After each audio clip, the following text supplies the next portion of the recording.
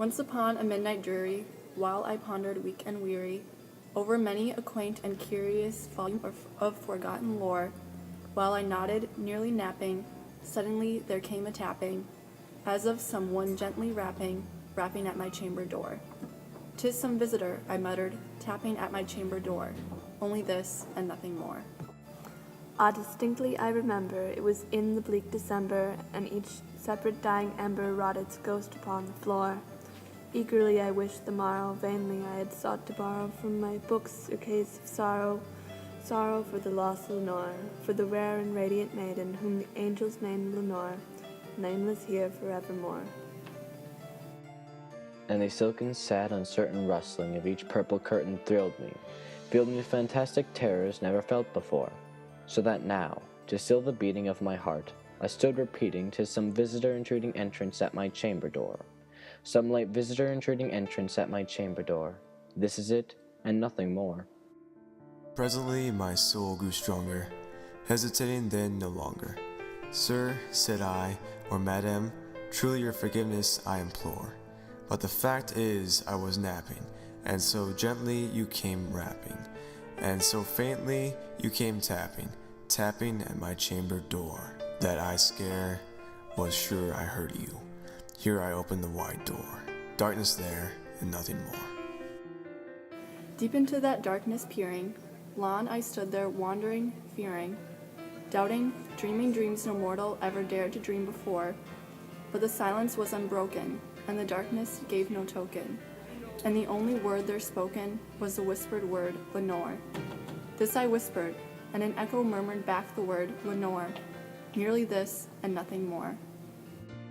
Back into my chamber turning, all my soul within me burning, soon again I heard a tapping, somewhat louder than before.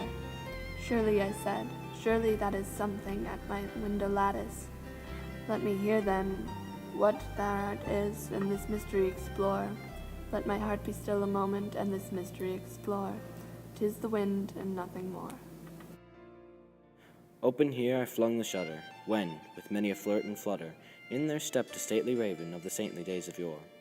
Not the least obeisance made he, not a minute stopped or stayed he, but with mien of lord or lady, perched above my chamber door, perched upon a bust of Pallas, just above my chamber door, perched and sat, and nothing more.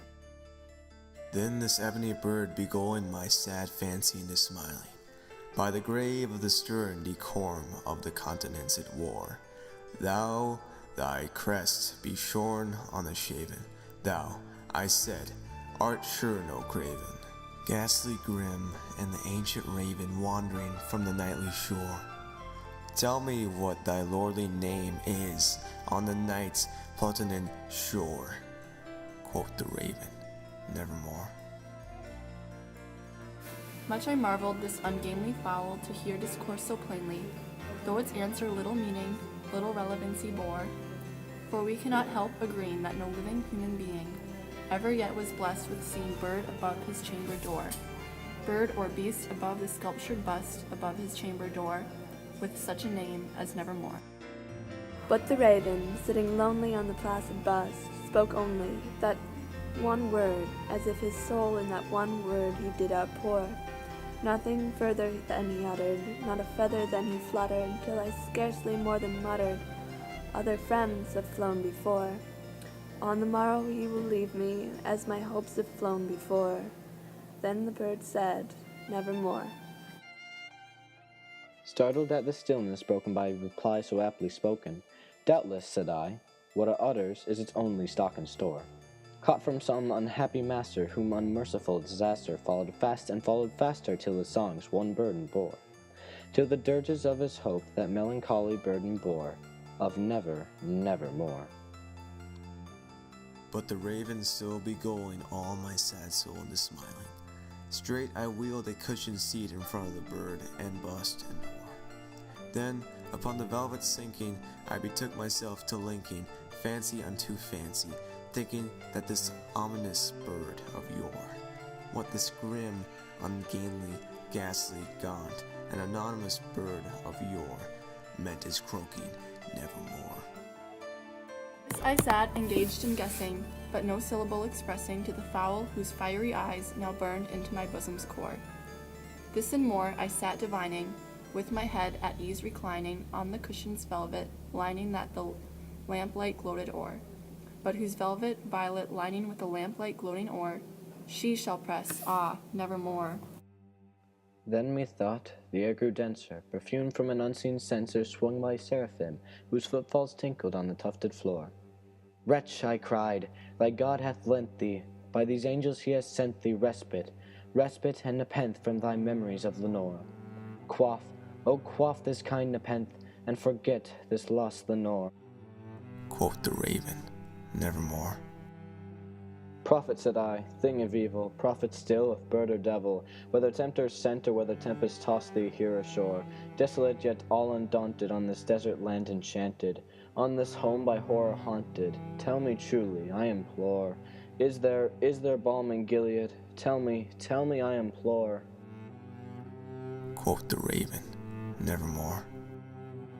Prophet, said I, thing of evil, prophet still, if bird or devil, by that heaven that bends above us, by that God we both adore. Tell this soul with sorrow laden if, within the distant Aidenn, it shall clasp a sainted maiden whom the angels named Lenore. Clasp a rare and radiant maiden whom the angels named Lenore? Quoth the raven, nevermore. Be that word our sign of parting, bird or friend, I shrieked upstarting. Get thee back into the tempest and the night's Plutonian shore. Leave no black plume as a token of that lie thy soul hath spoken. Leave my loneliness unbroken. Quit the bust above my door. Take thy beak from out my heart, and take thy form from off my door. Quoth the raven, nevermore. And the raven, never flitting, still is sitting on the pallid bust of Pallas just above my chamber door, and his eyes have all the seemings of a demon's that is dreaming, and the lamplight o'er him streaming throws his shadows on the floor, and my soul, from out that shadow that lies floating on the floor, Shall be lifted nevermore.